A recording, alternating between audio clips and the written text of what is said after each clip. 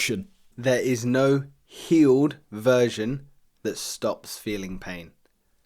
Everyone talks about the end goal of healing as if there's some version of you that eventually stops feeling pain. But here's the truth. Growth isn't about hurting less. It's about becoming more honest about the hurt you still carry. So on our episode today, we're revealing some of the most difficult lessons about transformation. We're going to talk about why you have to grieve the person you had to be to survive, and why growth can make you feel profoundly alone before you ever feel connected. This is the episode for people who are tired of superficial fixes and want to understand why the path of becoming better is actually a path to becoming real. If you've ever felt isolated by your own progress, stay with us. Some of the points we're going to make throughout are going to be deep and profound, and we really invite you to jump in the conversation with us. There is no healed version that stops feeling pain. When you look back at the hardest year of your life, do you miss the person you had to be to survive, or are you terrified of ever having to be that person again? Say that again. Yeah, deep. That's crazy. When you look back at the hardest year of your life, do you miss the person you had to be to survive, or are you terrified of ever being that person again? Going back to the hardest year of my life, I don't want to be that person again. Because he didn't know what was going on. I wanted to... So I didn't want to get out of the feeling of not knowing where I should go next, what job I should do, what relationship I should be in. I just had no idea where I was, but I was also fine with that. I wanted to just sit in it and just be there. But the subsequent year, that's the one after, right? The year that followed. Yeah. I want to be that person, the person that decided, no, now I'm going to actually do something about it. Let's take some action. And I'm still in that year. Not literally, but that season. And I like that person an awful lot more. But I don't want to be the person who actively just had nothing to go for. What about you? So you're terrified of ever having to be that person again, so you're able to use that as positive motivation to continue working. Yeah. Do you think others that have a similar answer use that as similar motivation? Because if someone is terrified of never having to be that person again, it's likely going to inspire them in one way or another, whether that is towards better and bigger things, or whether it is going to inspire them to almost run away and shield and deflect. I think it honestly depends on the person's character. Like, there was nothing that could have rushed me out of that season. There's nothing that's going to rush me out of the season now where I'm working and I love it and working towards a big goal. I think some people will just think that is the end of their progress in life and accept that as the new norm. Yeah, it's really difficult to say. I think people will know if they've made progress in the last 5 years or not. And if you haven't, then you're probably in the first group of, you just keep what you've got. And then there's a second group, which is okay to stand out on that ledge and be like, I'm just going to work until I crumble and then see what happens then. And that's sort of still driving for progress, even when there might not be progress. But that's the attitude you want to have. So a good view for people to have is similar to what Matthew McConaughey said in one of his latest books and podcasts, which is he strives to be his own hero in 5 years' time. Or rather, when he looks back, he can reaffirm that he was the hero. He strived to become better every time. I like that, man. I can understand both sides of this question. So there's times in life where I went through a really rough patch and I'm terrified of ever having to put myself back in that sort of scenario. But there's definitely parts of me that relate to the former, so missing the person I had to be to survive. There were definitely times in my life where I was head down, buried my head in the sand, but then I found identity in coping mechanisms. This isn't me saying I'm going to go back to those coping mechanisms, but there was almost a sense of security in the identity. But that security didn't keep me safe. That security kept me trapped.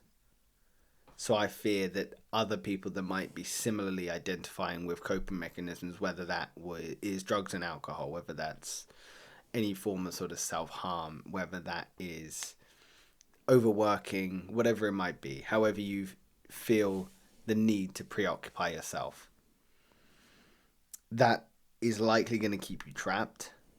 And trying to break down your identity that is attached to those coping mechanisms is a good place to start. But it's a very difficult place to be, because identifying with coping mechanisms feels like safety. Yeah, there's no healed version that stops feeling pain. We've been sold a lie that healing is a finishing line where you suddenly become bulletproof. But what if the goal isn't to stop feeling pain, but to change your relationship with it? So there's a conflict here, ironically, because there's a contrast of what healing should look like for the masses, and it's what we're fed on social media. You know, meditation, sunsets, peace, stillness.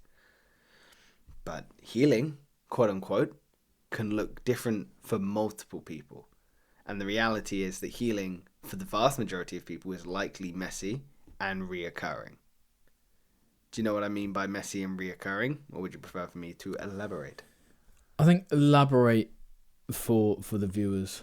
Yeah, so healing, in a suppose of reoccurring, is what you resist persists. So if you're going to resist your healing journey, it's likely going to repeat itself, and you're going to be faced with similar scenarios which are going to make you face this issue that has kept you trapped for a while. Messy because healing is not linear. One of the hardest things I've had to come to terms with is there isn't a point A to point B, and here's the trajectory. You're going to be in therapy, or you're going to be in like counseling or whatever it might be for 6 weeks. You're going to be going twice a week, and by the end you'll be at point B. It's messy because it's 2 steps forwards, 3 steps back, 1 step forwards, you stay there for a few more weeks, and then you take 5 steps forwards. It's all over the place. Do you think the Instagram version of healing that I've mentioned, like the meditation, the practicing, the affirmations, do you think that's serving a purpose? I think they're probably better for maintaining an already pretty self-accepted and self-adjusted person, rather than being the catalyst for great change in terms of internal healing. Does that make sense? Yeah. So, like meditation, for example, it's a difficult one, and obviously I'm talking through my experience and my eyes. Meditation, if it works for you, absolutely fine. I've found it's a lot easier for me to think clearly off the back of success through meditation than it is to meditate and clear my head when things are going badly wrong.